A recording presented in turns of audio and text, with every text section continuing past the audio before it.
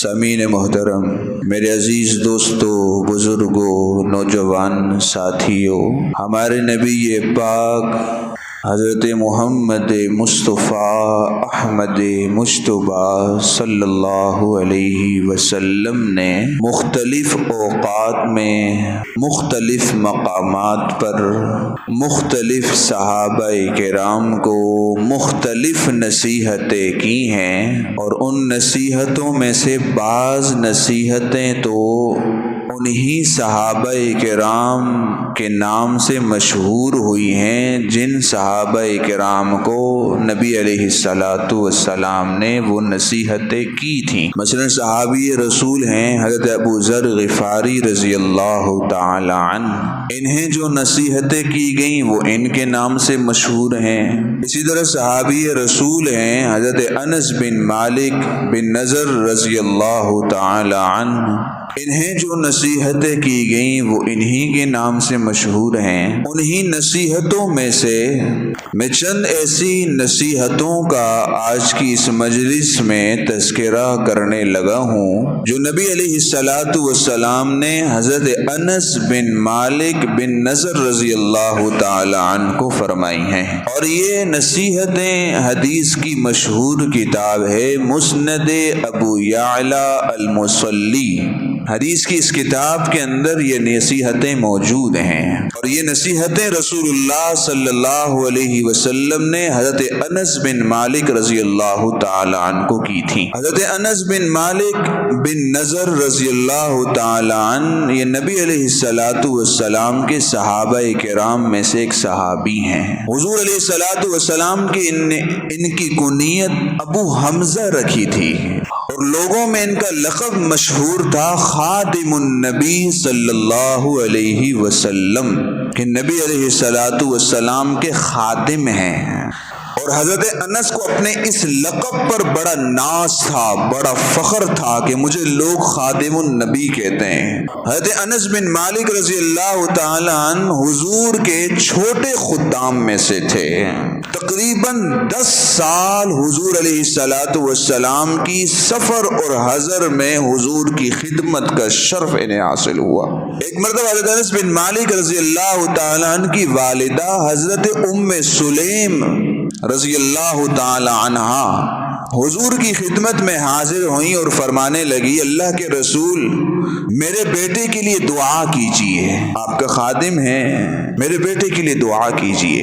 حضور علیہ السلام نے 4 دعائیں کی حضرت انس بن مالک رضی اللہ تعالی عنہ کے لیے۔ پہلی دعا کی، اے اللہ انس کو طویل عمر عطا فرما۔ انس بن مالک رضی اللہ تعالی عنہ کی عمر 100 سال سے زیادہ تھی، حضور نے دعا مانگی نا۔ دوسری دعا مانگی، اے اللہ انس کو بہت سی اولاد عطا فرما، انس کی اولاد میں برکت عطا فرما۔ حضرت انس فرماتے ہیں میں نے اپنی زندگی کے اندر اپنے بیٹے اور پوتے 100 سے زائد دیکھے ہیں۔ تیسری دعا کی، اللہ انس کے مال میں برکت عطا فرما۔ باقی صحابہ کرام کی زمینیں سال میں 1 فصل دیتی، انس بن مالک کی زمین سال میں 2 فصلیں دیتی تھی۔ چوتھی دعا کی، اللہ انس کی بخشش فرما۔ حضرت انس بن مالک رضی اللہ تعالی عنہ فرمایا کرتے تھے، رسول اللہ کی جب میرے اللہ نے 3 دعائیں قبول کی ہیں، مجھے یقین ہے کہ میرے اللہ نے حضور کی چوتھی دعا بھی قبول کی ہوگی اور میری بخشش ہو چکی ہے۔ تو یہ حضرت انس بن مالک رضی اللہ تعالی عنہ ہیں، جب حضور کی خدمت میں آئے ان کی عمر 8 سال تھی، بعض روایات میں آتا ہے 10 سال تھی۔ اس وقت حضور علیہ السلام نے انس بن مالک رضی اللہ تعالی عنہ کو 6 نصیحتیں کی۔ کتنی؟ خود حضرت انس رضی اللہ تعالی عنہ فرماتے ہیں کہ اللہ کے رسول صلی اللہ علیہ وسلم نے مجھے 6 نصیحتیں فرمائیں۔ سب سے پہلی نصیحت یہ فرمائی کہ اے انس، بعض روایات میں آتا ہے اے بیٹے، بعض میں آتا ہے اے انس، بعض میں آتا ہے اے بیٹے، وضو خوب اچھی طرح کیا کرو۔ پہلی نصیحت فرما رہے ہیں، 8 سال کا بچہ، اے انس وضو خوب اچھی طرح کیا کرو۔ اس کے دو فائدے ہوں گے۔ پہلا فائدہ یہ ہے کہ تمہاری حفاظت پر اور تمہارے اعمال لکھنے پر جو فرشتے مامور ہیں وہ تم سے محبت کرنے لگیں گے۔ اور دوسرا فائدہ وضو اچھی طرح کرنے کا یہ ہوگا کہ تمہاری عمر لمبی ہوگی۔ میرے مسلمان دوستو، حضور علیہ السلام نے انس رضی اللہ تعالیٰ عنہ کے واسطے سے پوری امت کو نصیحت کی ہے کہ وضو اچھی طرح کیا کرو، پورے مبالغے کے ساتھ کیا کرو، وضو میں کوئی کمی کوتاہی نہ ہو۔ وضو بنیاد ہے ہر اطاعت، ہر فرما برداری اور ہر عبادت کی۔ وضو میں کمی رہ گئی، بنیاد کمزور، آگے پڑنے والی عمارت کمزور پڑ جائے گی۔ رسول اللہ صلی اللہ علیہ وسلم نے پہلی نصیحت یہ فرمائی، اے انس وضو خوب اچھی طرح کرو۔ آج ہم اپنے وضو کو دیکھ لیں، خود ہم میں سے ہر شخص اپنے وضو سے واقف ہے، ہم کیسے وضو کرتے ہیں۔ رسول اللہ صلی اللہ علیہ وسلم نے حضرت انس کو دوسری نصیحت کی، اے انس غسل جنابت خوب اچھی طرح کیا کرو۔ 8 سال کا بچہ ہے، غسل جنابت اس پر نہیں ہے، ابھی سے تیاری ہو رہی ہے، ابھی سے تربیت ہو رہی ہے، ابھی سے ذہن میں بٹھایا جا رہا ہے کہ غسل جنابت خوب اچھی طرح کیا کرو۔ کیوں؟ فرمایا رسول اللہ صلی اللہ علیہ وسلم نے کہ ہر بال کے نیچے جنابت موجود ہے، ہر بال کے نیچے گندگی موجود ہے۔ حضرت علی رضی اللہ تعالیٰ عنہ فرماتے، مجھے حضور کے اس جملے نے کہ ہر بال کے نیچے جنابت ہوتی ہے اپنے سر کا دشمن بنا دیا ہے۔ حضرت علی اکثر و بیشتر گنجے رہتے ہیں۔ بھئی گنجے کیوں رہتے ہو؟ کہ ہر بال کے نیچے جنابت ہوتی ہے، کہیں میرا جنابت کا غسل ادھورا نہ رہ جائے، میں بال برداشت نہیں کر سکتا۔ وضو کے اندر غسل جنابت کے اندر 3 فرائض ہیں۔ کلی خوب اچھی طرح کی جائے، ناک میں پانی نرم ہڈی تک اچھی طرح پہنچایا جائے، پورے بدن پر اچھی طرح پانی ڈالا جائے اور بدن کو مسلا جائے۔ میرے مسلمان دوستو، آج ہماری عمروں کے 30-40 سال گزر چکے ہیں، ہم شادی شدہ ہیں، 5 بچوں کے باپ ہیں، والد ہیں، والدین ہیں، ہمیں غسل جنابت کے فرائض معلوم نہیں کہ غسل جنابت کسے کہتے ہیں۔ دین اسلام تو کہاں سے تربیت کر رہا ہے، 8 سال کا بچہ اور غسل جنابت سکھایا جا رہا ہے۔ تو میرے مسلمان دوستو، رسول اللہ صلی اللہ علیہ وسلم نے حضرت انس کو دوسری نصیحت یہ کی کہ اے بیٹا غسل جنابت خوب اچھی طرح کرو۔ اسی طرح رسول اللہ صلی اللہ علیہ وسلم نے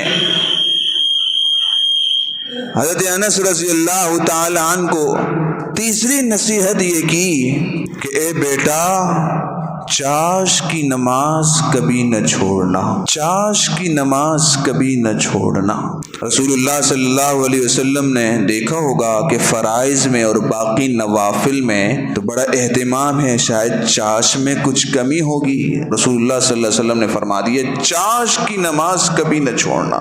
فجر کی نماز کے بعد جب آفتاب طلوع ہوتا ہے، آفتاب کے طلوع کے 10 منٹ بعد جو نماز پڑھی جاتی ہے وہ اشراق کی نماز کہلاتی ہے، اور اشراق کی نماز کے فوراً بعد چاش کی نماز کا وقت شروع ہو جاتا ہے۔ لیکن اس کا افضل وقت یہ ہے کہ 9:30 10 9 9:30 10 بجے اس وقت پڑھی جائے چاش کی نماز، افضل ترین وقت یہ ہے۔ اور اس چاش کی نماز کے اندر رسول اللہ صلی اللہ علیہ وسلم نے رزق کی فراوانی اور برکت کو بتلایا ہے۔ اگر کوئی اپنے رزق میں فراوانی چاہتا ہے، رزق میں برکت چاہتا ہے، تو میرے مسلمان دوستو وہ چاش کی نماز کو مضبوطی سے تھام لے، اللہ تعالیٰ اس کی رزق کے اندر برکتیں اور وسعتیں پیدا فرما دیں گے۔ اما عائشہ صدیقہ رضی اللہ تعالی عنہ ارشاد فرماتی ہیں کہ اگر کوئی آ کر مجھے کہے کہ آپ کے والدین زندہ ہو گئے ہیں، غور سے سنیے گا، اگر کوئی مجھ سے آ کر کہے کہ آپ کے والدین زندہ ہو گئے ہیں، اور وہ وقت چاش کی نماز کا ہو تو میں پہلے چاش کی نماز پڑھوں گی، پھر جا کر والدین سے ملاقات کروں گی۔ میرے مسلمان دوستو، ہم چاش کی نماز کو کچھ سمجھتے ہی نہیں ہیں۔ ہم میں سے ہر شخص آج کے بعد چاش کی نماز کو مضبوطی سے تھام لے۔ بالخصوص ہمارے گھروں کی خواتین تقریباً 9 بجے تک ہر گھر سے مرد نکل کر اپنی ڈیوٹیوں پر چلے جاتے ہیں۔ پیچھے گھر کی خواتین فارغ ہیں، وہ وضو کر کے 2 رکعت چاش کی نماز پڑھ کے اپنے ان مردوں کی رزق کے اندر مددگار تو بن سکتی ہیں، اللہ سے دعا مانگ لیں۔ پیسوں کے لیے تو سب سے پہلے ہیں، خرچے کے لیے تو سب سے پہلے ہیں۔ آج کل لڑائی جھگڑے گھروں کے خرچے پر چل رہے ہیں کہ ہمیں خرچہ نہیں دیا جا رہا۔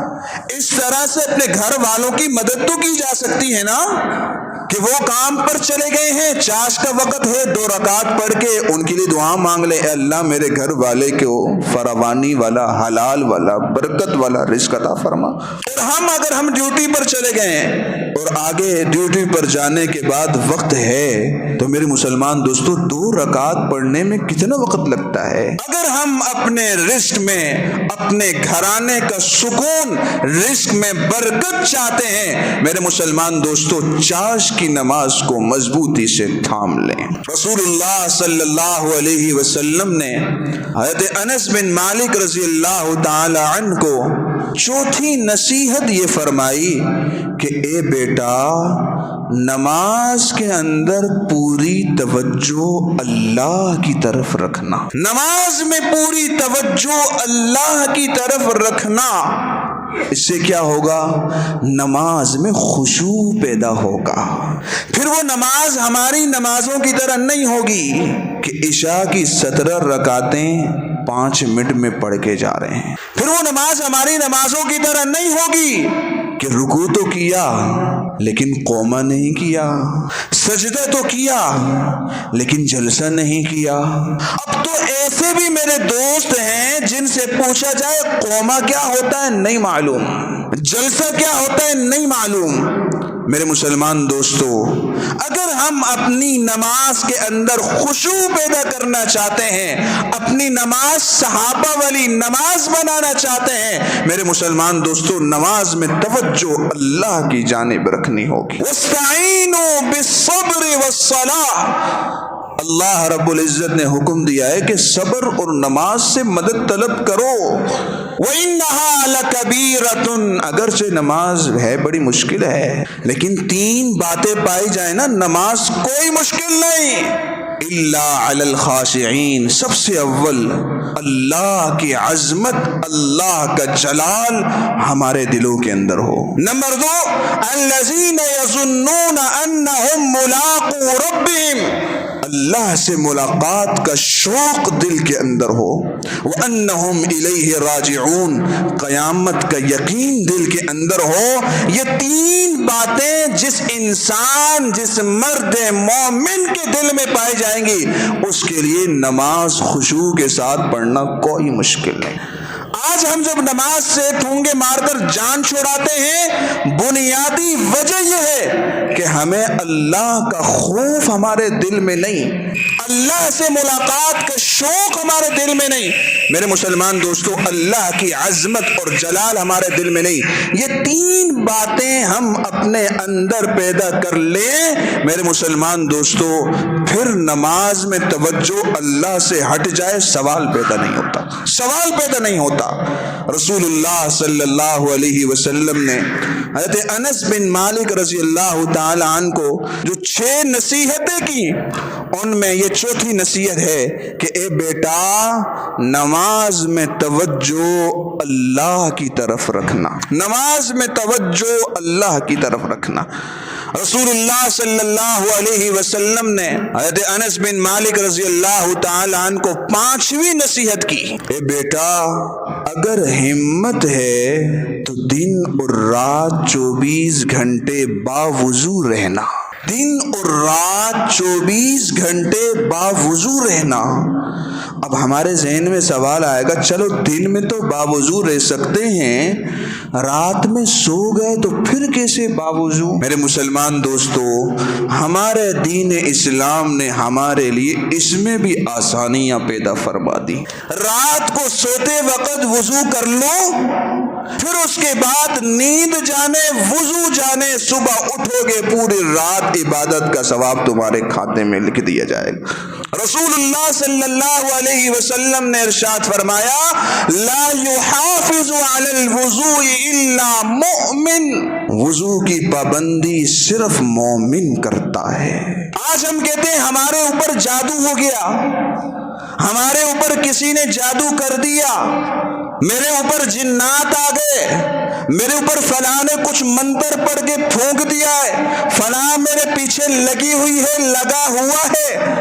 میرے مسلمان دوستو، حضور علیہ الصلوۃ والسلام نے ارشاد فرمایا، سلاح المؤمن الوضو، سلاح المؤمن الوضو، مومن کا اسلحہ وضو ہے، مومن کا ہتھیار وضو ہے۔ جو مومن مسلمان بندہ باوضو ہے وہ مسلح ہے، وہ ہر جادوگر کے خلاف مسلح ہے، وہ ہر جن کے خلاف مسلح ہے۔ میرے مسلمان دوستو، رسول اللہ صلی اللہ علیہ وسلم 8 سال کے چھوٹے بچے کو نصیحت کر رہے ہیں، اگر آپ ہمت کر سکتے ہو 24 گھنٹے باوضو رہو۔ میرے مسلمان دوستو، اس میں کیا مشکل ہے کہ ہم ہر وقت جب وضو ٹوٹے وضو کر لیں، وضو کرنے میں کیا ہے، اور رات کو سوتے وقت وضو کر کے سو جائے، نہ برے خواب آئیں گے، نہ رات کو سوتے وقت ڈر محسوس ہوگا، نہ وہ رات صرف نیند کے لیے ہوگی بلکہ وہ سونا در حقیقت سونا بن جائے گا۔ رسول اللہ صلی اللہ علیہ وسلم نے حضرت انس بن مالک رضی اللہ تعالی عنہ کو 6ٹھی نصیحت فرمائی، اے بیٹے، جب گھر میں داخل ہو سلام کر کے داخل ہو، جب گھر میں داخل ہو سلام کر کے داخل ہو، اگرچہ گھر میں کوئی ہو یا نہ ہو، کوئی جواب دے یا نہ دے، اور جب گھر سے باہر نکلو تو راستے میں جس مسلمان پر نظر پڑے، چاہے جانتے ہو یا نہیں جانتے، اسے سلام کرو۔ 8 سال کے بچے کی تربیت ہو رہی ہے کہ دل میں کسی کے لیے بغض نہ ہو، کسی کے لیے حسد نہ ہو، کسی کی نفرت دل میں نہ ہو، راستے میں ملنے والا جو مسلمان ہو اسے سلام کیا جائے۔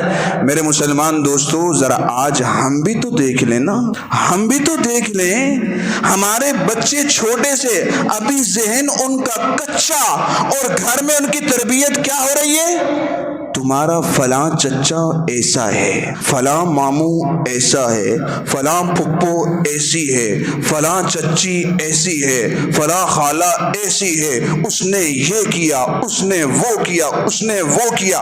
وہ چھوٹا سا بچہ جب گھر سے باہر نکلتا ہے، اسی چچا سے آمنا سامنا ہوتا ہے، نظریں گھما دیتا ہے، چہرہ پھیر دیتا ہے، یہ تو وہ ہے جس کے بارے میں میری ماں یہ کہہ رہی تھی، میرا والد یہ کہہ رہا تھا۔ میرے مسلمان دوستو، اپنے اختلافات کو اپنی ذات تک محدود رکھیں، اس زہر کو اپنی اولاد میں منتقل نہ کریں، اس زہر کو اپنی اولاد میں منتقل نہ کریں، آپس کے اختلافات کو آپس تک محدود رکھیں، ورنہ کل کو یہی بچے ہوں گے، آپ تو نہیں ہوں گے لیکن یہ بچے معاشرے میں تنہا رہ جائیں گے، ان کے ساتھ پھر کوئی نہیں ہوگا۔ میرے مسلمان دوستو، حضور علیہ الصلوۃ والسلام 8 سالہ بچے ہیں، خادم ہیں، صحابی رسول ہیں انس بن مالک بن نضر رضی اللہ تعالی عنہ، اس وقت سے ان کی پرورش، ان کی تربیت اس انداز سے کر رہے ہیں کہ گھر میں جاؤ تو سلام کرو،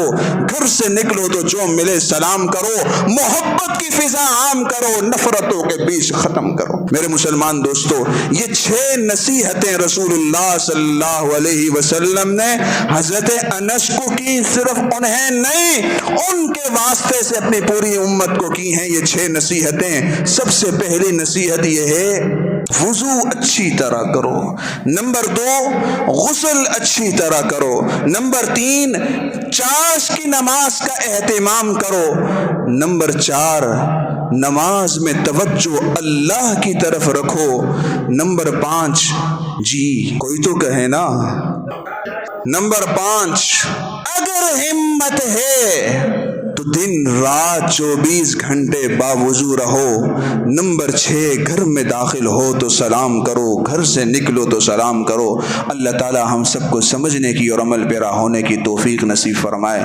وآخر دعوانا ان الحمد للہ رب العالمین۔